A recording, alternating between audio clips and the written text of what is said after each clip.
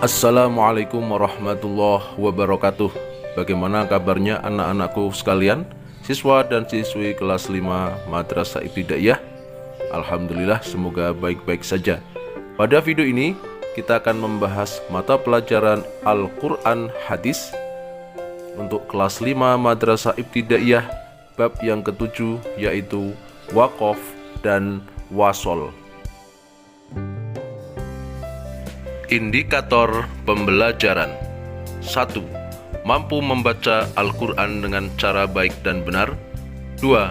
Mampu menyatakan keutamaan membaca Al-Quran sesuai kaidah tajwid. 3. Mampu menjelaskan pengertian waqaf dan wasol. 4.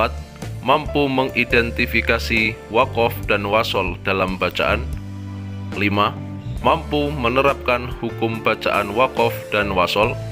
6. Mampu mempraktikkan bacaan waqaf dan wasol dalam membaca Al-Quran. 7. Mampu merinci pembagian waqaf dan wasol. Hukum bacaan waqaf. 1. Pengertian waqaf. Secara bahasa, waqaf berarti berhenti. Sementara berdasarkan kaidah ilmu tajwid, secara istilah, waqaf berarti memberhentikan bacaan Al-Quran untuk mengambil nafas sejenak atau langsung memberhentikan bacaan. Ada yang memaknai waqaf dengan menghentikan bacaan sejenak baik di akhir maupun pertengahan ayat. 2. Macam-macam waqaf. 1. Waqaf idtirari,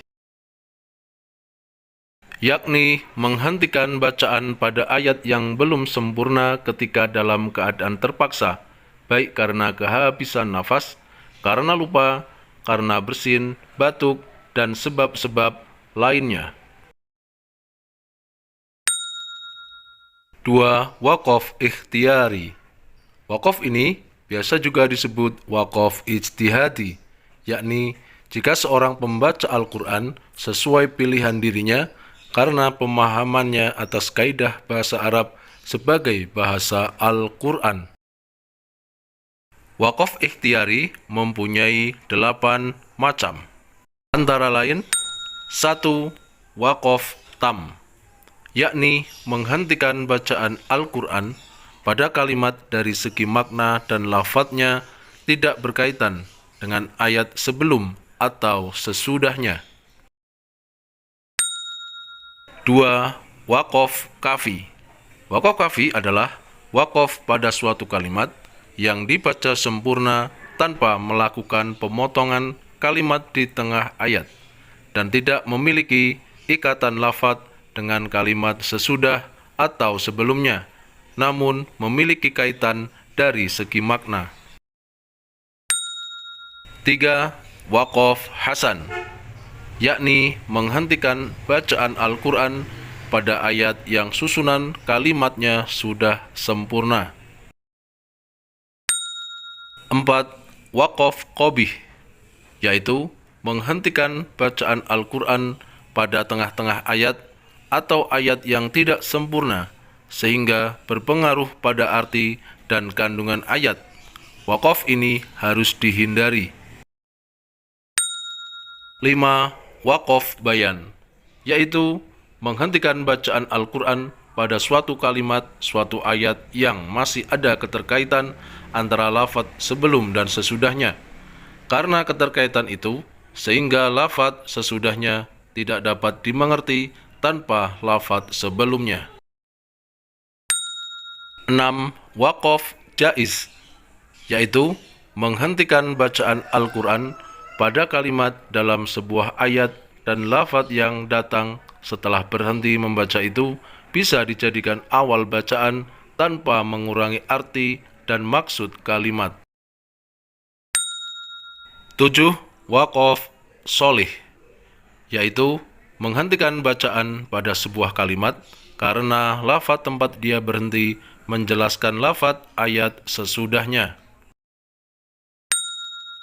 8. Waqaf mafhum, yaitu menghentikan bacaan Al-Quran pada kalimat yang sempurna baik dari segi lafadz maupun arti ayat, sehingga kalimat tersebut bisa dijadikan awal bacaan tanpa merusak arti dan maksud ayat. 3. Tanda-tanda waqaf. 1. Waqaf la wasol. Tanda waqaf berupa lam alif, artinya tidak boleh berhenti. Jika terdapat tanda waqaf ini di tengah ayat, maka tidak diperbolehkan berhenti. Tetapi jika tanda waqaf ini berada di akhir ayat, maka diperbolehkan berhenti. Contohnya, wa idza qila lahum la tufsidu fil ardi qalu innama nahnu muslihun. 2. Waqaf lazim. Tanda baca mim, berarti harus berhenti. Waqaf lazim juga disebut waqaf tam atau sempurna, karena tanda waqaf ini menandakan sempurnanya suatu kalimat. Jadi, kalimat sebelumnya tidak ada hubungannya dengan kalimat setelahnya. Contohnya, wadrib lahum mathalan ashabal qaryah idh ja'ahal mursalun. 3. Waqaf waqfu aula.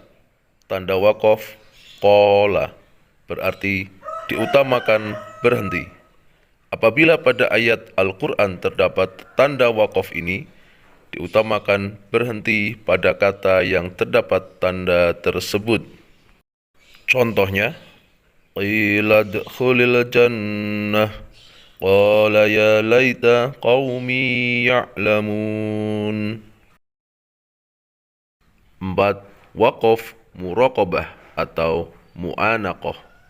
Tanda waqaf titik 3, artinya berhenti di salah satu tanda tersebut. Waqaf ini akan selalu muncul sebanyak 2 kali, dan kita harus berhenti di salah satu tanda waqaf tersebut. Contoh, dzalikal kitabu la raiba fihi hudal lil muttaqin, atau dzalikal kitabu la raib fihi hudal lil muttaqin. Jadi bisa berhenti di salah satu tanda titik 3 tersebut. 5. Saktah. Tanda waqaf sin, berhenti sejenak tanpa bernafas. Jadi apabila terdapat tanda waqaf tersebut, maka harus berhenti sejenak sehingga memutus bacaan, tetapi tidak diperbolehkan bernafas. Contohnya, qalu ya wailana man ba'athana min marqadina hadza ma wa'ada ar-rahman wa sadaqal mursalun. Jadi, ketika bertemu dengan waqaf tersebut, berhenti sejenak dengan menahan nafas. 6. Waqaf jaiz. Tanda waqaf huruf jim, artinya boleh berhenti atau boleh melanjutkan. Contoh, kaifa takfuruna billahi wa kuntum amwadan fa ahyaakum thumma yumitukum thumma yuhyikum thumma ilaihi turja'un.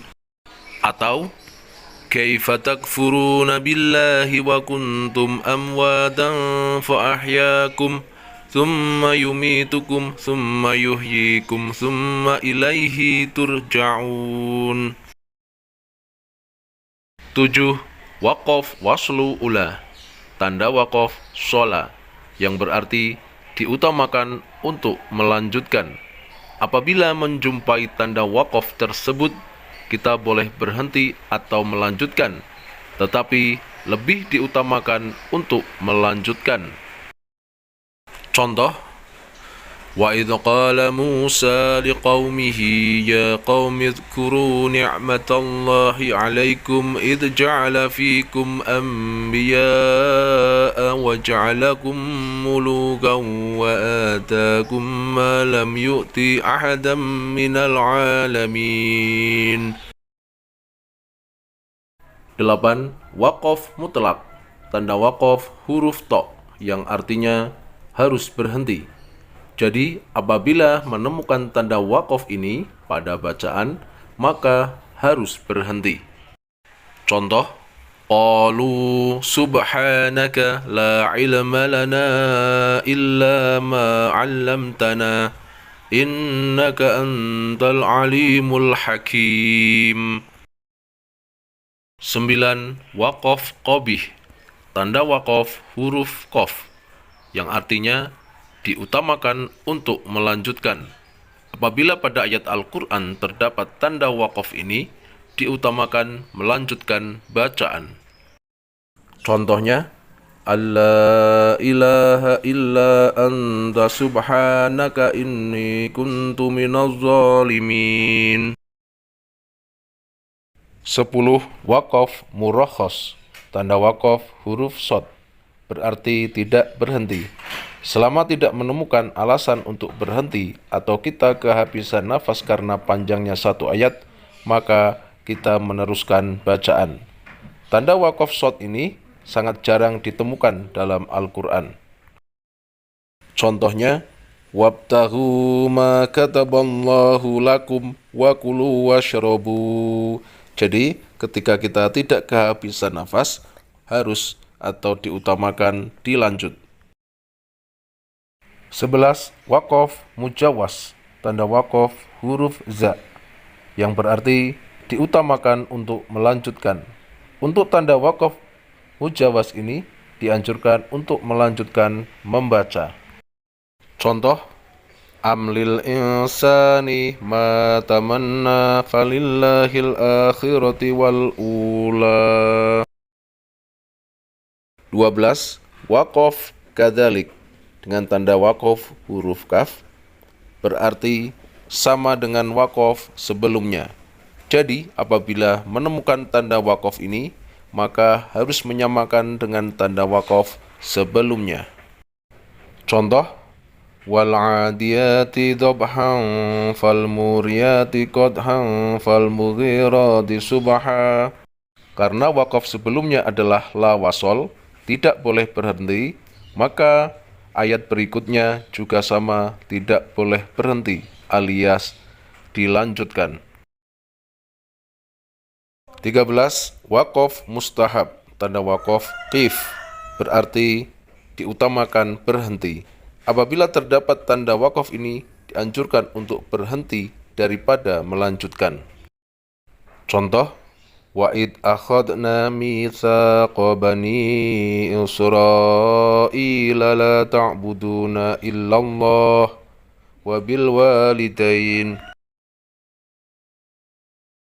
Hukum bacaan wasol. Secara bahasa, wasol berasal dari kata wasola yang artinya sambung, menyambung, atau terus.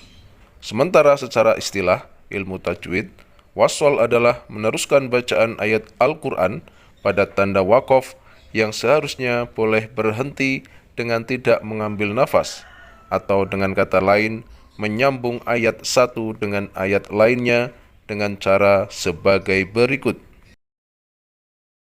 1. Cara membacanya disambung dengan harokat akhir. Huruf pada ayat pertama tetap dibaca apa adanya jika berharokat fathah, kasroh, atau dhammah. Contoh, Bismillahirrahmanirrahim, Alhamdulillahi Rabbil Alamin. Jika diwasolkan, maka dibaca Bismillahirrahmanirrahim, Alhamdulillahi Rabbil Alamin. 2. Ditambah nun dengan harokat kasroh jika akhir kata ayat yang akan disambung berharokat fathatain, kasrotain, maupun dhammatain. Contoh, Qul huwallahu ahadan, Allahus somadu. Jika diwasolkan, maka dibaca Qul huwallahu ahadanillahus somad. Ayo berlatih. Setelah kita membahas tentang waqaf dan wasol, selanjutnya silahkan kerjakan soal latihan berikut ini. 1. Saat belajar kelompok dengan teman sekelas, ada satu teman meminta dirimu menjelaskan pengertian wakaf secara makna bahasa dan juga istilah tajwid. Bagaimana kamu menjawabnya? 2. Apa yang kamu lakukan saat membaca Al-Quran dan di tengah ayat ada tanda wakaf mutlak? 3. Pelajaran apa yang kamu dapat setelah belajar tentang wakaf dan wasol selain kaidah membaca Al-Quran? 4. Hukum mempelajari tajwid adalah fardu kifayah. Wakaf dan wasol termasuk bagian dari ilmu tajwid. Berarti apa hukum mempelajari keduanya? 5. Suatu hari Rita membaca Al-Quran. Namun karena belum pernah belajar tentang wakaf dan wasol, dia seringkali berhenti membaca sembarangan. Bagaimana jika kamu mengetahui hal ini? Demikian pembahasan kita tentang wakaf dan wasol. Semoga bermanfaat. Wassalamualaikum warahmatullahi wabarakatuh.